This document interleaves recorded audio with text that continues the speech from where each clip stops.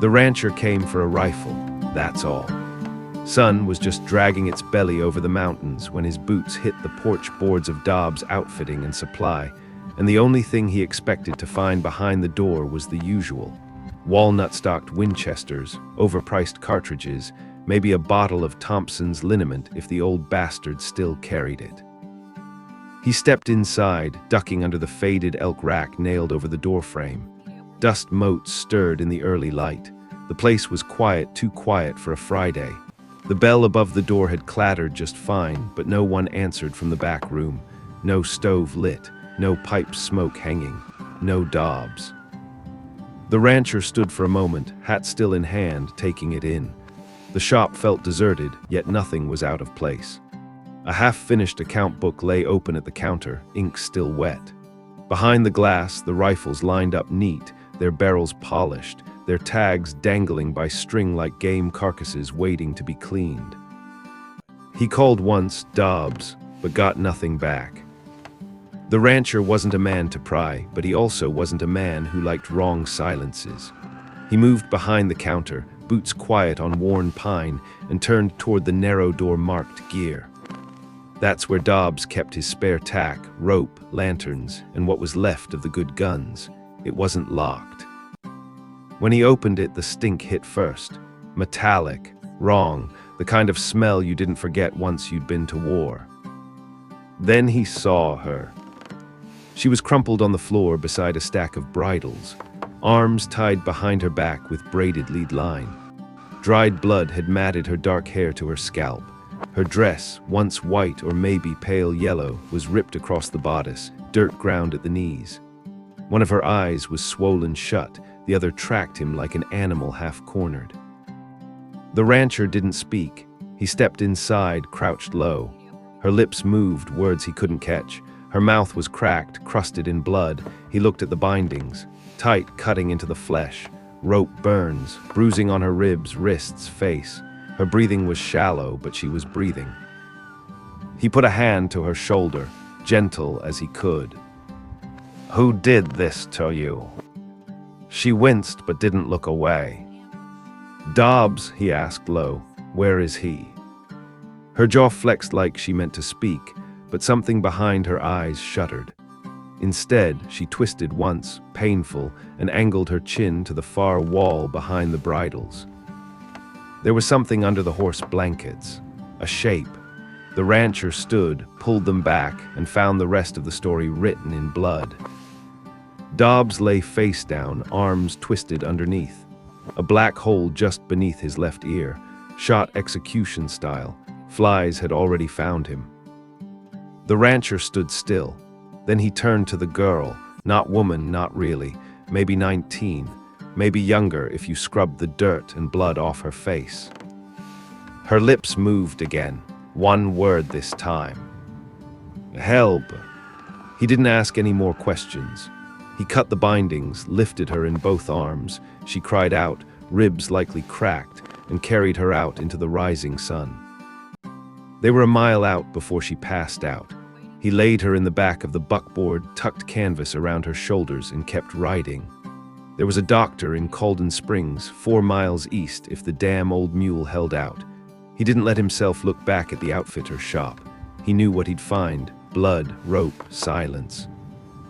What he didn't know was who she was, or why she'd been left alive. Dr. Halford took her in. He was a hard man, mostly bones and suspicion, but he didn't hesitate. The rancher waited outside, pacing beside his wagon until the door opened again. Halford stood on the threshold, arms crossed, face pinched. "She'll live," he said, "but she's a long road ahead." "What was done to her?" Halford's jaw twitched. She was beaten, starved, wrist fractures, cracked ribs. She'd been tied up for days, maybe more. There's branding on her thigh. Someone marked her like livestock. Burned a double M sigil into the skin. That mean anything to you? The rancher's breath stilled. The double M. "Yeah," he said, "it means something." The McCrae brothers, Malden and Mitch. Bastards who ran a cattle outfit south of the old Union tracks near Brush Hollow. Everyone knew they dealt in rustling, bribes, and whispers worse than that. No one had ever proved it, and no one had crossed them and lived long after. "What about Dobbs?" Halford asked. "Dead," said the rancher. Halford spat into the dust. "Then the girl's lucky, real lucky." The rancher didn't answer. He was thinking about the look in her one good eye, the way she'd stared at him, not grateful, not afraid, but full of something else. Recognition. As if she'd been waiting for someone, not to rescue her, but to know what she'd do next. She didn't speak for days. Halford kept her under morphine for the worst of it, but even when she was awake, she said nothing. Only watched, listened, tracked every sound like a wolf pup in unfamiliar woods. The rancher came daily. He didn't ask questions, just brought water, peeled apples, sat near the bed without touching. On the fourth day, she whispered one word. "Juniper." He looked up. "Your name." A nod. "You want to tell me what happened?" Her jaw clenched. She stared at the wall. "No." He nodded like that was enough. "All right." But that night he rode out, past the edge of Calder Springs, into the hills where his land met the McCrae Range. He stood above the arroyos and watched the lights of their bunkhouse far below. 4 riders moved near the cattle pens. One of them laughed, the sound carrying like a crow call in the wind. The rancher stood there until the moon rose. Then he turned back toward town. He wasn't the only one watching. Juniper hadn't slept. She lay still on the cot in the dark and listened to the night air shift when he returned, the way his boots fell heavier than usual on the porch, the scrape of the doorframe as he entered the dock's side room. She remembered that sound. It was the last thing she heard before they dragged her into Dobbs's gear closet. She didn't sleep the rest of the night. She waited, silent, planning. Because she remembered more than just the door. She remembered names, voices, a map of who'd held her down. And she remembered the rancher. Not from the shop, but from years ago. Back when she had another name, back when she had a brother. And someone had carved a brand into his chest, too. Juniper got her strength back slower than she wanted. She hated the way her hands shook when she tried to button her own blouse, how her legs trembled after standing for more than a minute. Halford offered a cane. She refused it. The rancher said nothing, just helped her outside on the 6th morning when she asked to see the sun. She squinted up at the hard blue sky like it was a dare. The town moved around her as if she weren't there, wagons rolling, boys shouting near the smithy, women bartering at market stalls. No one looked too long. No one asked who she was or where she'd come from. Calder Springs had seen girls with bruised faces before. It had learned not to ask. The rancher brought her back to the boarding house near the livery. It was quiet, sun-bleached, run by a woman with no interest in small talk. Juniper liked that. The rancher paid for a month up front, said nothing about it. "You got a name?" she asked him on the porch. He paused, hand on his hat brim. "Calder," he said. "Tomas Calder." She nodded once, slow. That name rang in her like a bell struck underwater, familiar but not yet clear. "All right," she said. "Thank you." He didn't answer, just tipped his hat and stepped off the porch. Juniper counted coins at night. She had $11 in change tucked into the hem of her dress, missed by whoever stripped her clean before the gear closet. Hidden pocket, sewn in by her brother when they still ran jobs together, small-time scams and saddle tricks, nothing violent. Not till the day they hit McCrae territory by mistake. Not till her brother wound up a warning nailed to a pine tree. She remembered Mitch McCrae's eyes, pale like milk left out too long. Malden's laugh, rough and wet, the kind that followed you into sleep. She remembered the third man's voice, calm, quiet, wrong. She never saw his face, just his boots when he stepped on her hair and whispered into her ear that she'd be found in pieces, that no one would even look. He was wrong. Calder had found her. But he hadn't just found her. He'd known who the McCraes were, knew the brand. That meant something. Meant maybe he'd had cause once, or maybe he was smart enough to listen to stories other men ignored. Juniper didn't trust him, but she didn't distrust him either. She just didn't think he was here for no reason. The first name she wrote in her notebook was Dobbs. She owed him that much. He tried to help her, paid for it with his life. The second name was Malden McCrae. Not Mitch Malden. Because Malden was the one who gave the orders. Mitch was just the hand that held the blade. She'd seen Malden once in town years ago. He'd come in with 2 deputies and a smile too wide for his face. They drank free, bought women who didn't want buying. No one said a word. Because everyone knew the McCrae range controlled the water lines, the back trails, the freight contracts. But that didn't mean they couldn't blade. She waited a week, ate boiled potatoes, bathed in cold water, stitched the split hem of a brown skirt someone left behind in a drawer. She practiced walking the room without faltering. By the 8th day, she made it all the way to the saloon by herself. Not to drink, just to listen. She sat in the corner with a tin cup and pretended to be invisible. Men talked loud when they thought no one important was listening. She heard about the cattle drive west of Quartz Ridge, heard about a boy thrown from a gelding and split his head like a melon, heard about a new marshal riding down from Durston Flats. And she heard about Calder. "He's been poking around the old claim roads," one man muttered into his whiskey, "looking for something." "Not gold," said another. "Maybe ghosts." They laughed. Juniper didn't. That night she walked to Calder's place. He lived in a split-log shack up on the ridge above town, near the aspen grove. No neighbors, just the sound of wind in trees that never quite stopped whispering. He answered the door like he'd been expecting her. "You want something," he said. "I want names." He stepped aside. Inside, the place was cleaner than she thought it'd be. No woman's touch, but careful, rifle over the hearth. Canteen refilled, floor swept.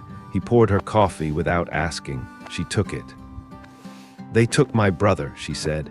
"Year and a half ago, strung him up like a scarecrow, said he was rustling. He was. We were running a rigged poker game through the bunkhouses. Didn't know who owned the range." "McCraes." She nodded. "I came back, quiet, stayed low, waited, tried to figure who gave the order, got close to Dobbs. He was kind. Said he'd help me get out to Durston, find someone who'd testify, but someone tipped them off. They came the night before we were supposed to ride." Calder was quiet. "Why'd you go back to their land?" he asked. "I wanted to see the house, Malden's place, just once, so I'd know where to go when I came back with fire." He let out a breath through his nose. "I went there once too," he said. Juniper looked up. "They killed my wife," Calder said. "Years back, claimed she'd stolen from their supply wagons. She hadn't. She'd seen something she wasn't supposed to. That's all it takes." Juniper's jaw tightened. "You got names?" she asked. He nodded, walked to the hearth, pulled a ledger from beneath the floorboards. Inside were columns, names, crosses, tally marks, notes, handwriting as sharp and angry as a scar. "They use 3 men to do the worst of it," Calder said. "Malden gives the orders. Mitch does the gut work. The third is harder, no name, just goes by Cobb. Used to ride with Confederates down in Arkansas, real quiet, likes knives." "That's the one who whispered to me," Juniper said. "Didn't see his face, just smelled molasses on his breath." Calder flipped through the book. "Then this is him." He turned the page. There was a sketch, rough but clear. A face partly in shadow, beneath it one line. "Cobb, mule thief, knife hand, known to gut women. Last seen near Timberline Creek." Juniper stared. "How many names you got in that book?" she asked. "Too many," Calder said. "Too many crosses." "What's your plan?" He looked at her then, not like a wounded man, not like a rancher. Like a soldier. "I was waiting for the right time." Juniper nodded. "Well," she said, "I'm ready now." Calder didn't smile, but he reached for the rifle leaning in the corner and began to check the sight. The sun dropped low over the ridge, and the wind through the trees began to hum. It wasn't a hymn. It was something older. They left before dawn, no words, no breakfast, just the creak of saddle leather and the rustle of canvas-wrapped rifles. Juniper rode a bay gelding Calder had broken himself, calm and sure-footed on loose shale. He offered her his spare Henry repeater.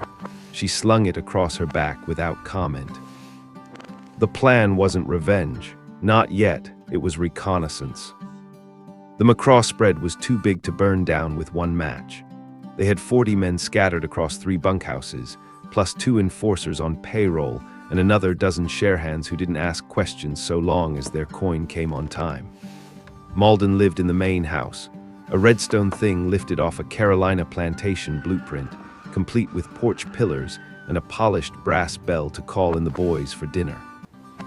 But Juniper wasn't looking at the house. She was looking at the outhouses, the tool shed, the farrier's lean-to. Because men let their guard down in ugly places, no one guarded the ash pile. They crept in from the east, past the hog pens and the orchard. Juniper wore a scarf over her face and a slouch hat tilted low. Calder had stripped his coat and dusted his clothes in limestone to dull the color. They looked like drifters. That was the idea. They reached the outer fence before noon and watched from the shade of a cottonwood grove. She saw Mitch first. He was out back, laughing with 2 others, a jug in one hand and a bloodied branding iron in the other. There was a yearling bawling nearby, hobbled and wild-eyed. Mitch liked to brand things himself, always had. Juniper didn't flinch. "Not today," Calder said under his breath. "I know," she answered, but her fingers tightened on the rifle's grip. They waited another hour, watched the change in patrols. 2 riders came in from the south with dust trails behind them. One of them limped. The other had a stitched-up cheek and a sawed-off hanging loose under his coat. Calder pointed. "That's Cobb." Juniper's breath hitched. That coat, the hunch, the boots, something primal stirred behind her ribs. "I remember his voice," she said, smooth, like a preacher at a hanging. They didn't shoot, not yet. Instead, they watched where Cobb went, into the farrier's lean-to, then toward the main house. He spoke to no one, just walked with that same limp swagger rhythm, like his bones had never healed right after a war no one remembered anymore. Juniper marked every step, every gesture. She memorized the angles of approach, the blind spots near the root cellar, the stretch of open land between the bunkhouse and the eastern fence. When the sun began to dip, they turned back. "Tomorrow?" she asked. Calder shook his head. "Too soon, we need time." "For what?" "To pull the others." She stopped walking. "What others?" Calder didn't look at her, just kept on riding. "You think we're the only ones with blood to answer for," he said. They camped that night on the riverbank near Dry Ridge Crossing. The fire was small, hidden in a ring of stones. Calder brewed coffee, strong and bitter. Juniper leaned against her saddle, coat drawn tight, eyes tracking the stars. "How long you been building this?" she asked. "Since Ruth died," Calder said. That was the first time he'd spoken her name. "She was my wife, taught school down in Etta Hollow. Smart, soft-spoken. She caught Malden's men dragging a 14-year-old out of the feed store backroom, tried to stop them. Next morning, I found her in the well." Juniper closed her eyes. "I'm sorry." I'm not, Calder said. She wouldn't want pity, she'd want fire. They didn't speak again that night. By week's end, the others had come. First was Jonah's Pike, blacksmith, thick-armed, with a burn scar across his jaw from when Mitch tried to teach him a lesson about resisting taxes owed to the McCraws. Jonah's hadn't forgotten. He still kept the iron he was branded with, hanging above his forge like a goddamn trophy. Next was Cassie Harlan, widow. She ran the bakery in Cormorant Gulch, lost her son after he refused to work McCraw fence lines. He disappeared for 3 days, came back with no eyes. She brought her shotgun and 3 jars of black powder wrapped in flour sacks. Then came 2 Bits. Nobody knew his real name, fast with a knife, faster with a lie. Said he owed Calder for pulling him out of a dry well 2 years ago. Said the McCraws shot his sister in the belly for smiling at the wrong man. Juniper watched each one arrive. She said little. But when she spoke, they listened. Something in her quiet told them she wasn't just along for the ride. She had seen the inside of the beast, and she remembered the taste of its teeth. They met in an abandoned barn east of the tracks. Calder laid out maps and sketches, guard patterns, supply runs, the bunkhouse schedule, where Cobb slept, where Mitch drank, where Malden kept the ledger he thought no one knew about. That's the target, Calder said, pointing to the safe. Everything they've done is in there. Names, routes, bribes. If we get it out, even the marshal in Durston can't ignore it. They'll never let us close, Cassie said. Juniper nodded. Then we don't go in through the front. She pointed to the service shed. They don't lock it. I saw Cobb go in without a key. There's a crawl space beneath it, small enough to slip a person through to the foundation if we come in from underneath. They won't see it coming, 2 Bits grinned. No, Juniper said, they won't. It began 2 nights later. Jonas set the first distraction, tipped a cart of flammables near the outer fences, lit it, and let the fire spread. As riders rushed to douse it, Juniper and Calder crawled through the drainage ditch toward the shed. She went first. The crawl space was narrow, lined with stone and mud. Her fingers bled on the rough brick. Her breath echoed loud in her ears. But she made it through, up into the shed, then out into the shadows behind the main house. Cassie met her there, passed her a cloth sack. Inside, tools, lamp oil, 2 jars of lye. Juniper didn't flinch. Get the ledger, Calder whispered, then signal. She nodded once, then slipped inside. She moved like a shadow, light on her feet, body close to the walls. The house was too big, too empty. The McCraws had grown arrogant. They never believed anyone would get this close. She reached Malden's office. The safe stood behind a painting of a longhorn skull. She cracked it open with tools Cassie had taught her to use in a bakery cellar back when they were just women surviving. Inside were documents, letters, a book wrapped in oilskin. She took it all. Then she heard the sound. Boots, 3 pairs, coming fast. She turned, heart hammering, and saw him. Cobb. He didn't speak, just drew his knife. But Juniper didn't freeze. She moved. She grabbed the lamp oil and flung it. Glass shattered, flames roared. Cobb screamed. Juniper ran. She didn't stop when she hit the ditch, didn't stop when she heard gunshots behind her, didn't stop until she was on her horse, ledger in hand, blood on her sleeve, smoke trailing behind her like a banner of war. Calder rode beside her, Jonas behind. Cassie whooped like a banshee. The barn burned by morning. Half the McCraws' ledgers gone. Cobb didn't die. But he burned. And Juniper. Juniper was just getting started. By morning, the plains were whispering with smoke. The barn fire had lit more than timber. It had stirred the whole territory awake. McCrae riders were seen all over, scouring the roads, stopping wagons, questioning drunks, checking church basements. No marshal rode out. Not yet. Too many pockets lined with McCrae coin. But even paid silence had limits when the wind changed direction. Cobb survived. That much was clear. A stable hand in Cormorant said he'd seen a man with half his face swaddled in gauze carried out of the Redstone house. Said he didn't scream once. Just gripped Malden's coat with his burnt hand like it was the only thing holding him on this side of the dirt. Juniper wanted to be glad he lived. She was.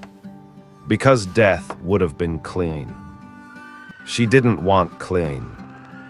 She wanted him to know it was her. They couldn't stay in town. Cassie and Jonas rode west. 2 Bits vanished, said he had an errand in the gulch, likely a lie. Juniper and Calder circled north toward the old mine trail, keeping low, riding hard. They slept under willows, drank from stagnant creeks, ate what they could catch. Every night, Calder read from the stolen ledger, page by page. It wasn't just names, it was debts, agreements. Half the county had their souls pinned to McCrae Inc. There were numbers beside each, amounts owed, interest charged, payments collected in kind. Children's names next to goods delivered, girls marked with initials. 4 of the entries were crossed out in red. Juniper read until she tasted bile. "You said this was proof," she said one night, her voice quieter than the fire crackle. "It is." "No, it's a graveyard." Calder didn't answer, just folded the ledger shut and watched the dark stretch out around them. They met the others again at a cabin near the pass. Jonas was stitching a bullet graze. Cassie had smoke in her hair and powder burns on her skirt. 2 Bits was there too, but his eyes were colder than before. "They're paying bounty now," he said. $10 a name, 20 for mine." "Who's taking the jobs?" Calder asked. "Out-of-towners, drifters, a few former deputies. McCrae's put up posters in Durston and Plum Creek, say we're anarchists." "Liars," Cassie muttered. "No," Juniper said, "they're afraid." The decision came fast after that. They couldn't just wound anymore. They had to cut. The target was the freight line. Every week, McCrae goods were carted north to Sutter's Bluff, cattle, flour, arms, whiskey. But beneath the crates, hidden in false compartments, ran the real trade: opium, stolen payroll, traffic girls. They would hit the train. Calder scouted the rails. Juniper rode into Sutter's disguised as a farm girl and bribed a telegraph boy for shipping manifests. Jonas and Cassie built the explosives. 2 Bits mapped the schedule down to the minute. 3 days later, they made their stand in the canyon. It was narrow, high-walled, perfect. Jonas packed the dynamite into a culvert. When the train came around the bend, Juniper stepped onto the tracks with a kerosene lantern and her coat flared wide. It was a madwoman's silhouette. The engineer screamed. The brakes screamed louder. They never made it to the blast point. The train shuddered to a halt less than 50 feet from where Calder waited, rifle drawn. Juniper climbed the side, boots loud on the rungs, and kicked open the 3rd boxcar. Inside, crates marked Mullihorn feed, but beneath them rows of iron cages. Chains, rag bundles. Girls. Alive. One of them couldn't be older than 10. Juniper dropped to her knees. "We've got them," she said through clenched teeth. "We've got them all." The aftermath was quick and ugly. Cassie walked 2 of the older girls to safety while Calder and Jonas buried the worst. They didn't leave the crates behind. They piled them, doused them in oil, and lit the whole car. Flames rolled skyward, black, choking smoke. It was a funeral, a reckoning. Then Juniper took the ledger and left. Alone. She rode from Malden's house before anyone could stop her. through back hills and dry creeks, straight into the lion's teeth. She made it to the orchard before dusk. The guards were doubled now. Lanterns burned along every fence, but she didn't come through the fence. She came through the storm drain. She crawled it once, knew its shape like a scar. She came up beneath the stable and waited until night. When the bells rang for supper, she moved, past the bunkhouse, past the garden where she'd once buried her own belt so they wouldn't use it to hang her. She slipped into the house like a shadow through rot. Malden was in the study, alone, ledger open, drink in hand. Juniper raised her pistol. "Look at me," she said. He did. His eyes went wide. "You," he whispered. No, you." She shot him in the knee. He dropped like a sack of bones, screaming, clawing the floor. Juniper stepped over him, calm, measured. "You branded my brother," she said. "Called him a thief. You let Mitch gut him in front of me. You had Cobb hold me down."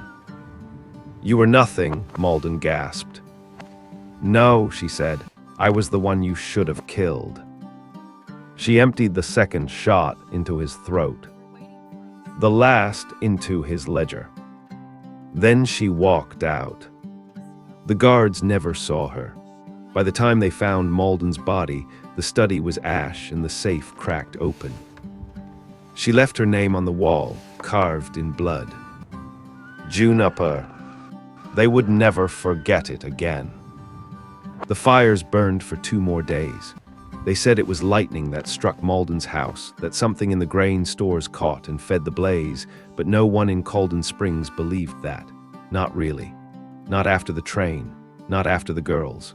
Not after the way Mitch McCrae rode into town 3 days later, drunk and half-mad, screaming for blood with a preacher's fury and a butcher's grin. He had Cobb with him. Or what was left. Cobb's face was twisted now, melted into a single warped grimace, the skin drawn tight over bone where the fire had eaten him. He wore gloves to hide the grafts, but Juniper didn't need to see his hands to know they trembled when he walked. They posted up in the saloon, turned it into a fortress. Broke chairs, boarded windows. Mitch stank of sweat and whiskey and old powder. Said they'd find the bitch who did this and hang her where the town could watch her choke. He didn't know she was already there. Watching. Waiting. Calder didn't argue when she said she'd do it alone. Cassie offered to back her. Jonas said he'd sharpen the blade. 2 Bits just nodded, flicked his coin once and walked away. He knew they all did. This wasn't justice anymore. It was the end of a story only she could finish. So she walked in. Middle of the day, sun glaring off the windows. She wore her brother's old coat and the boots she'd taken off a dead McCrae rider last winter. Hair braided back, rifle slung over her shoulder. No mask. No mercy. The saloon doors groaned when they swung. Mitch stood from behind the bar like a bear rising from sleep. One eye red, the other wild. "Well," he said, smiling with yellow teeth, "the rat comes to the cat." Cobb was beside him, silent, breathing like a dying dog through scorched lungs. Juniper stepped in. "You remember the closet?" she asked. Mitch's smile dropped. "I remember a girl who screamed when I lit the iron. And I remember how your hand shook when Dobbs cocked his shotgun." He lunged. She fired once, clean through the gut. He dropped like the animal he was, screaming, clutching his belly, writhing in blood that poured like something freed from a well. Cobb came next, knife in hand, but slower now, weaker. His body betrayed him even as he rushed. Juniper didn't shoot him. She waited. Let him come close. Let him smell her again, the way he had in that dark room. Then she took his blade from his hand, drove it into his ribs. 1 inch at a time. He made no sound, just looked at her with eyes already clouded. "You die slow," she whispered, "because you made others die slower." She pulled the knife free. Let him drop beside Mitch, who was still choking on his own blood. She turned and left. The town didn't stop her. No one moved. By dusk, the saloon was empty. Cobb and Mitch lay cold, their names already being erased from the stories the town told itself. Malden's fortune was gone. The freight lines were shut. The ledger, copied and mailed, sat in the lap of 3 county judges who suddenly found their silence expensive. Cassie rebuilt her bakery. Jonas opened a smithy on the far edge of town. 2 Bits disappeared again, his name whispered around the poker tables in towns that still remembered what happened when justice came in boots and a woman's eyes. And Calder. He left his shack and took up a stretch of land near Juniper's cabin. Never said much, never needed to. Sometimes she saw him at dusk, standing on the ridge, watching the wind move through the grass like something alive. She didn't go to him. Not often. But when she did, they didn't speak about the past. Because some things were done. And some things lived only in scars. Juniper planted a tree above the ridge, wild plum, crooked, stubborn. It took root in hard soil. Every spring it bloomed. Small white flowers, quiet and defiant. Like a name carved in blood on a wall no one could paint over.